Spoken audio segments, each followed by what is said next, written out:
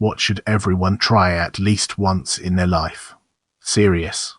Go do a discovery flight and log the time. General aviation pilot here.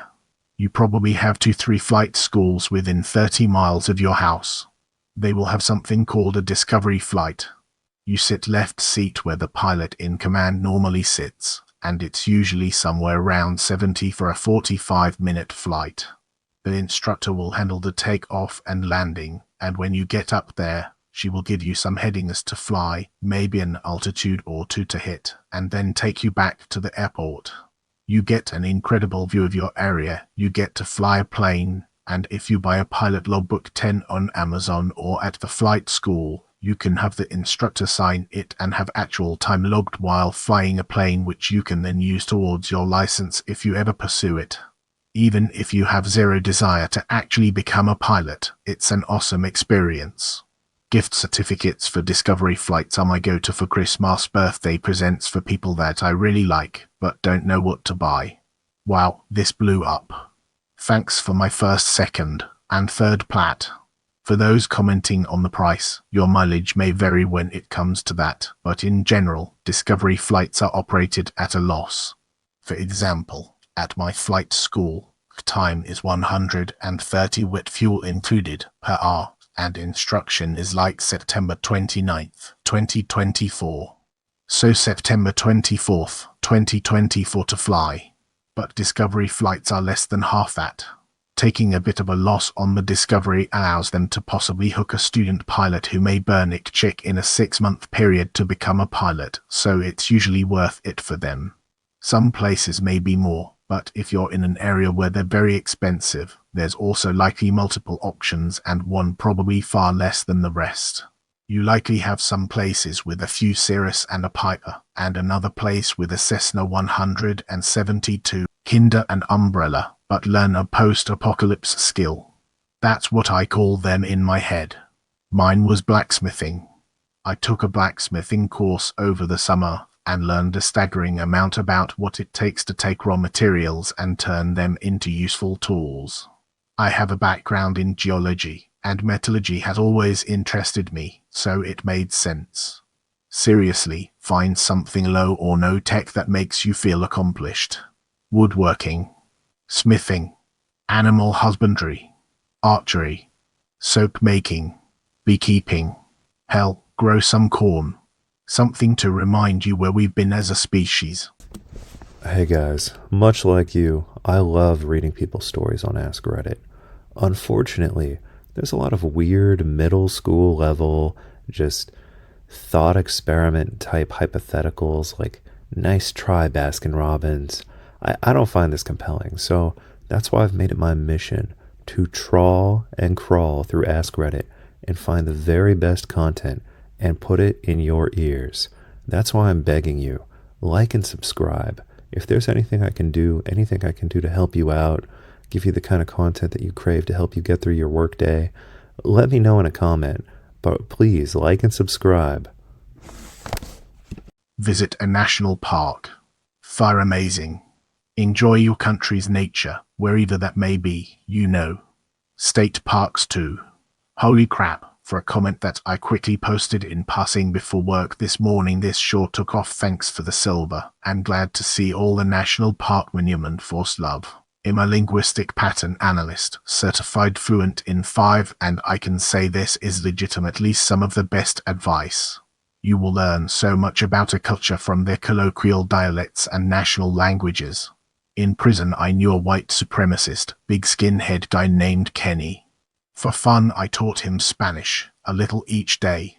We did that every day for about a year together, and by the end of it he could converse with the Mexican nationals and he began to empathize with them. Caused him to see things differently, to recognize them as human beings, just through being able to actually communicate with them. It's surprising how much people have to say once they truly can communicate. Language is such a beautiful thing, rife with its own rich history, culture and flair. I don't know who I would be if I had never found my love for language. Go watch a movie in a theater by yourself. When you have people with you, Even if you both are perfectly quiet and never talk to each other once, there is still a sort of unspoken social obligation between you. Going by yourself is strangely liberating and really aids in enjoyment of the film and experience, in my opinion. For the record, I'm not bashing going with friends. I love doing that too. I think you can get enjoyment out of either experience. It just boils down to what you as a person want from an evening at the movies. I did this once as a teen. Just took my dog out for a walk to a part of the neighborhood I didn't usually go to. We found a little path behind the last street, which led to a cute creek, which led to an idyllic bend where there was a beautiful huge cottonwood tree and the grass so soft all around it. Ended up taking the dog there for picnics every weekend. Americans should drive cross-country. If you live in a city on the East Coast and haven't traveled by car across the West, you have no idea how beautiful and vast this country is. The East is so congested. Driving across South Dakota from Sioux Falls to Deadwood was the most surreal thing ever to me. And driving through Iowa. Man, I lived in a metro area of Connecticut. Traveling through, yo holy cow, I didn't know there could be that much land and corn. In Connecticut, if there's a piece of land, they cut down the trees and build condos or a shopping plaza. I meant Sioux Falls, not Rapid City. Solo travel for a few weeks or more. I used to be the type person that would be very dependent on having other people travel with me. Solo traveling, on the other hand, truly is a liberating feeling. You learn many things about yourself and mature. Whoa, this got some attention. Thanks everyone for the feedback. Keep growing and exploring. Much love. Write a short story that one actually wants to write, especially if it turns out bad. In my experience, experiences in school dissuade people from writing for themselves. Everyone can write something cool and interesting, and failing a lot is part of the process at becoming better. This applies to anything creative, including engineering. Just spend a few days completely out from the world. Politics. Don't no care. Social issues.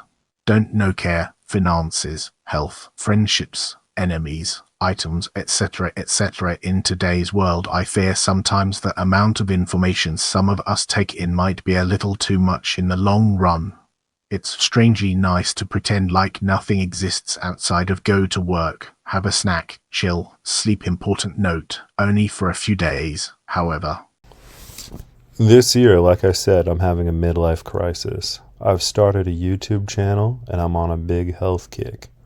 One thing that I found is very easy to eat, very easy to prepare, is I heat up chickpeas with chicken broth and tikka masala. And there are two schools of thought about how you should eat beans. Some people believe you should buy the dry beans and soak them, but I tried that and it was a disaster. So I buy canned beans every time. And if I'm opening like 2 cans a day to be on this diet, it is a massive pain in the ass if the can has this jagged metal edge. You know, I'm worried if like little bits of metal are getting into my food, I'm going to slice up my intestines. So I found this special can opener that actually opens the can in a way that is completely safe, no metal's getting in your food, and is 1,000 times better than any other can opener I've ever used. So if you wind up, opening a lot of cans for whatever reason, maybe you've got a cat or something, you must buy this can opener from my affiliate link. Someone posted this in a similar thread, and I made a note of saving it so I could check it out someday. This website is a map that shows you some of the best places to go without light pollution. Enjoy. This is blowing up a bit, and I saw the last time this happened. We crashed their site with the old Reddit hug, so if possible, please set a reminder so we can hopefully prevent that from happening again. My wife and I were visiting a friend. He's a great guy, but he had this long, bad comb over. He walked down to the road for the mail, and we were discussing the comb over with his brother. As he walked up, I looked at him and said, "Dude, I have to say something. You're bald. Your comb over isn't fooling anyone. You should just cut that thing off and be a decent-looking bald guy, because the comb over isn't working." The next time we saw him, it was gone. His long beard was cut shorter, and he was losing weight. It was true. He did look a lot better. Learn a musical instrument. Not only is it a useful way to spend your free time, but with a little time and effort, you can easily get good enough to play your favorite songs and create your own tunes as well. I've been playing guitar for 11 years now, and I also picked up the bass about 5 years ago, and it's one of the best feelings in the world when you are able to entertain other people through music. Any instrument will be difficult at first to learn, but by remaining patient, you can easily get to the point where playing an instrument becomes almost a therapeutic experience. And you don't have to bust the bank and purchase the most expensive models just to sound good. A good player can make even a worn-out, broken instrument sound like heaven. Drawing and painting. Don't just give up when you realize it's not perfect on your first try. Artistic skill takes time and practice. It also takes an attentive eye. You can teach yourself these skills. Follow YouTube tutorials and books. Follow Bob Ross while he paints. Be patient with yourself and try your best. Art really is a gift. The ability to communicate ideas to people by drawing them is really helpful in a lot of ways. And it really boosts your confidence knowing you're not total crap at it all. It also changes how you perceive the world around you. You start appreciating the little beautiful things more. Give it a go. You'll suck at first, but it'll be worth it. Surfaced in the middle of the night. Go up to the con to smoke a cigar with the OOD and relax after a stress-filled initial sea trial. As I light up, I see bioluminescent plankton surrounding us and our wake. A vibrant green glow.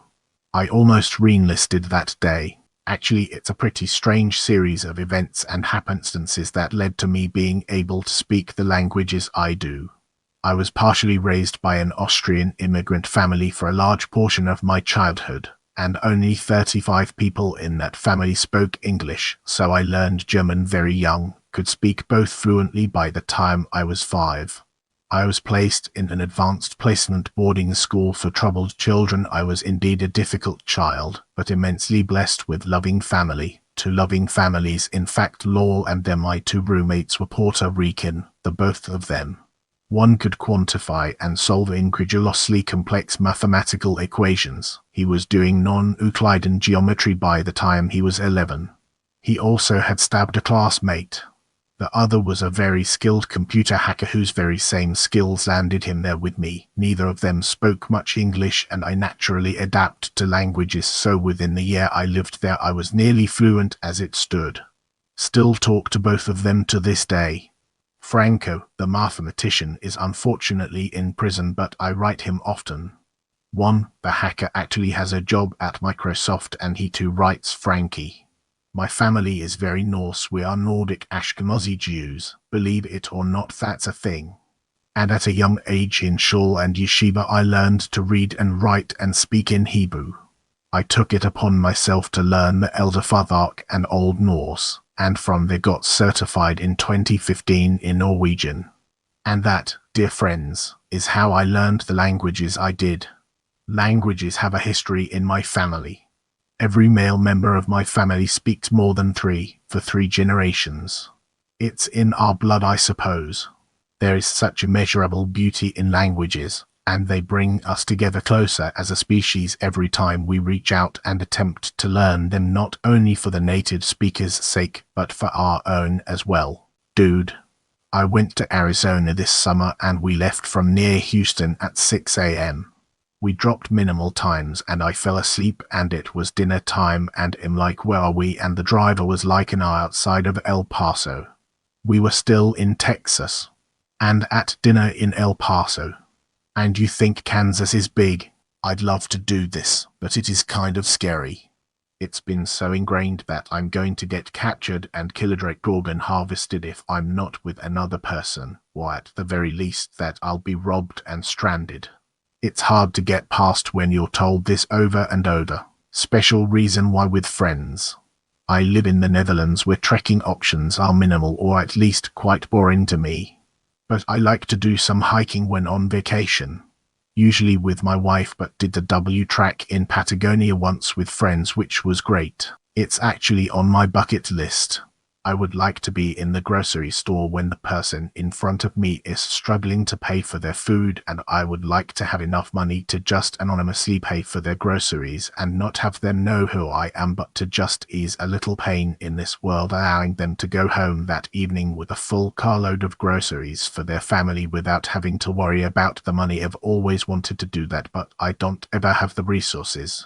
Did you know that when you drink tea from a tea bag, especially a cheap tea bag, you are exposing yourself to microplastics greater in quantity than from any other source? Microplastics are the number one health risk of our generation, and they will have unknown consequences on future generations. So, if you value your health, destroy your tea bags.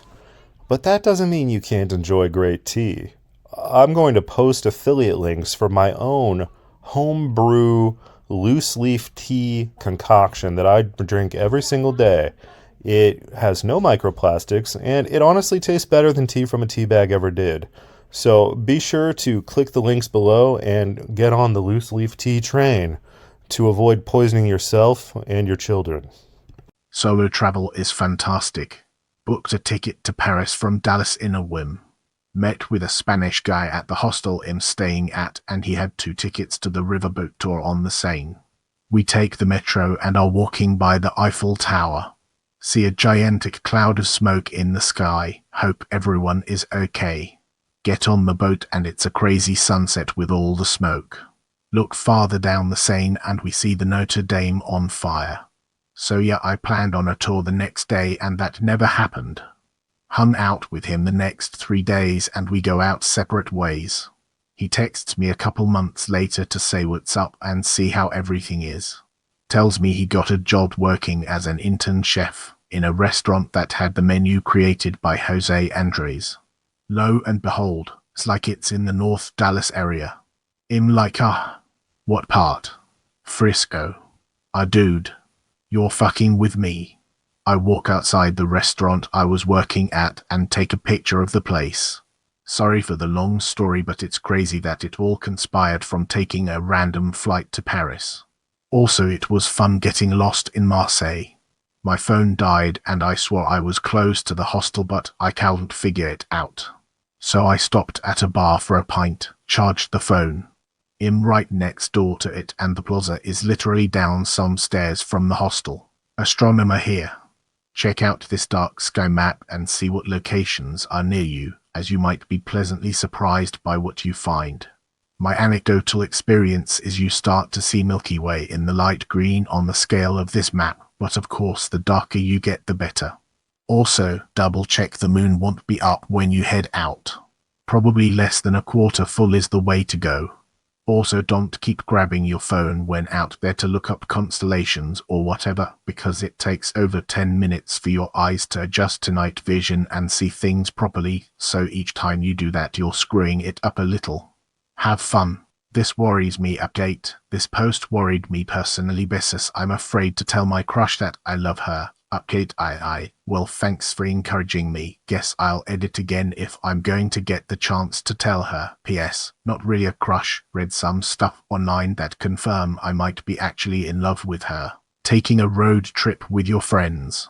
It's such a great bonding experience being trapped in a little metal box with a group of friends for hours at a time traveling to a destination.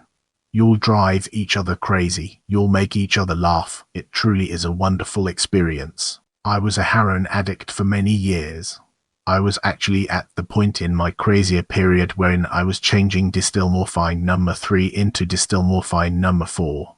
In layman's terms, I was purifying the heroin with my knowledge of catalyst bonding, and biochemistry a fair amount of inorganic chemistry comes into play as well, and turning it into what colloquially is known as China White.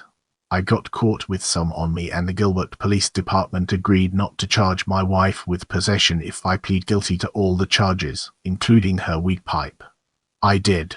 I am of the belief that a man, if he loves a woman, can bear the time for her. Ride or die. I spent 3 years in the ADC Arizona Department of Corrections, and I am better for it, honestly. I got a lot of people their jeds whilst I was in. I taught a class for free every Tuesday and Thursday. I already had a bachelor's degree in linguistics before went in, but I pursued my collegiate career whilst in prison as well. Most people don't know you can legitimately take complex college courses via the mail. In doing great now, sober for 3 years and 11 months. Wife has been sober for about a year. I've only been out a year, and she cleaned up when she moved back in with me. I have no illusions that she wasn't clean and was running wild while I was locked up, but love is love. And I am now closing in on MIFT. Still a while to go though. I can't be a formal educator with the felony, but I can develop lesson plans for other college students also pursuing linguistics, and it has benefited me immensely being able to teach others the beauty of linguistics and how it can open your eyes and your heart to so many people's places and things. Hey guys, do you ever have a problem getting to sleep at night? Well, I've got the magic pill to cure your insomnia. Much like you, I used to twist and turn all night. But then I discovered that you can take melatonin and Valerian Root together to get a good night's sleep every single night. I've been taking it every night by for years and years. I've been taking Valerian and melatonin, and this is my life hack to get a good night's sleep and vivid dreams every night. So be sure to click my affiliate links, and I will give you the gift of a good night's sleep.